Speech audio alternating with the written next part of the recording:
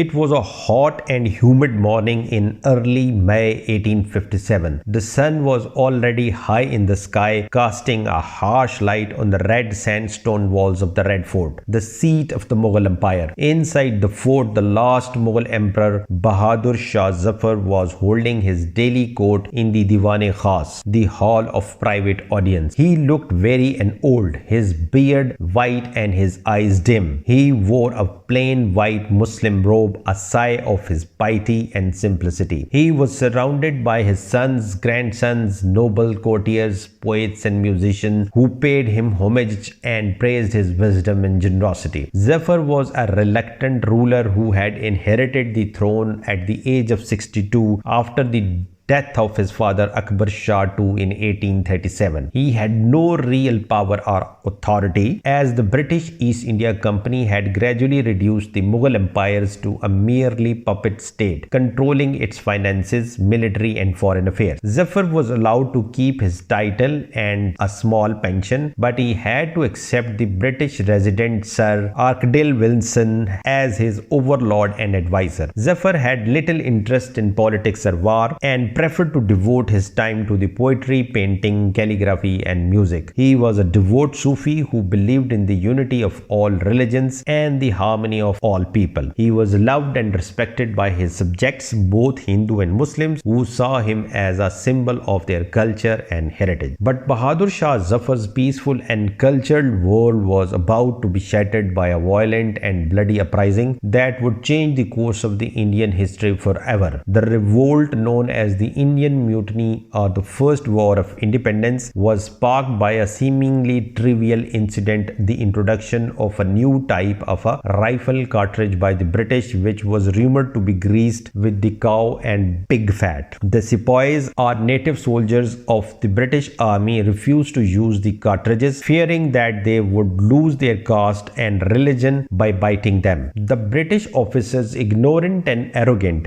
dismissed their concerns and threatened to punish them. On 10th May 1857, the sepoys at Meerut, a large cantonment near Delhi, rose in rebellion, killing the British officers and marching towards Delhi, where they hoped to find the support from the Bahadur Shah Zafar. Zafar was taken by surprise when the rebels arrived at the gates of the Red Fort on May 11th. He was torn between his loyalty to the British, who had treated him well, and his sympathy for the sepoys, who claimed to be fighting for their rights and honor. He was also afraid of the consequences of either siding with or opposing the rebels, who had already massacred many British civilians and soldiers in Delhi. He tried to appease both parties by sending messages of peace and moderation to the British, and by granting a reluctant recognition to the rebels, who proclaimed him as their leader and emperor of Hindustan. He had reluctantly agreed to be the symbolic leader of the Indian Rebellion of 1857, a revolt that had erupted across northern India against the oppressive rule of East India Company. He had hoped that the uprising would restore his authority and dignity, but instead it had brought him nothing but misery and sorrow. He had seen his sons and grandsons killed or captured by the British, his loyal generals and soldiers slaughtered or betrayed, his city ravaged by fire and famine, and his people suffering under the tyranny of the foreign invaders. He had also seen his own people turn against him, as some of his nobles and relatives had sided with the British, hoping to gain their favor and protection. He had been betrayed by his own Prime Minister Mirza Elahi Bakhsh, who had secretly informed the British of his plans and movements. He had been deceived by his own Commander-in-Chief Bakht Khan, who had failed to coordinate the rebels' forces and had squandered their resources and opportunities. He had been abandoned by his own allies, as the rulers of the other princely states had either remained neutral or joined the British. He felt like a puppet in the hands of a fate, a prisoner in his own palace, a king without a crown. He wondered what would happen to him and his family if the British captured Delhi. He had heard of of the atrocities they had committed in other places such as Meerut, Kanpur and Lucknow, where they had massacred thousands of Indians regardless of their age, gender or religion. He had also heard of the humiliation they had inflicted on other deposed rulers such as Nawab Wajid Ali Shah, who had been exiled to Calcutta, and Nana Sahib of Bithur, who had been declared a fugitive and a traitor. He wished he could escape from this nightmare, but he knew that there was no way out. He had sworn to fight till the end to defend his honor and his faith, to uphold the legacy of his ancestors. He had also sworn to protect his subjects who had looked up to him as their father and their savior. He could not abandon them, nor could he surrender to the British. He had to face his destiny, whatever it might be. He closed his eyes and recited a couplet from his own poem, Lagta nahi hai dil mera ujde dayar mein, kiski bani hai aalame na paidar mein. My heart finds no peace in the ruined land. Who has ever felt fulfilled in this infernal world? He hoped that the revolt would soon subside and that the British would forgive him for his forced involvement. But his hopes were dashed as the revolt spread across the northern and central India, and the British responded with a brutal, ruthless campaign of suppression. Delhi became the epicenter of the conflict as the rebels and the British fought for the control of the city and the fort. Zafar became a prisoner of his own palace, unable to influence the course of the event or to stop the atrocities committed by both sides. He witnessed the destruction of his beloved city, the slaughter of his people, and the desecration of his monuments. He also faced the betrayal and defection of some of his own family members who joined the British or fled the city. He was helpless and hopeless as he waited for the inevitable end. He knew that his days were numbered as the British forces were closing in on Delhi, the last bastions of his empire. The end came on 14th September 1857 when the British stormed the Red Fort after a 3-month siege. They captured Bahadur Shah Zafar and his remaining sons and grandsons and executed them in cold blood. They also looted and burned the fort, destroying its priceless treasures and artworks. They exiled Zafar to Rangoon, Burma, where he died in 1862 at the age of 87. He was buried in an unmarked grave, forgotten and forsaken by the world. With his death, the Mughal Empire, which had ruled for more than 3 centuries, came to an end. The British consolidated their rule over India and imposed a new system of administration, education and culture that erased much of the legacy of the Mughals. The revolt of 1857 was a turning point in the Indian history that marked the end of an era and the beginning of another.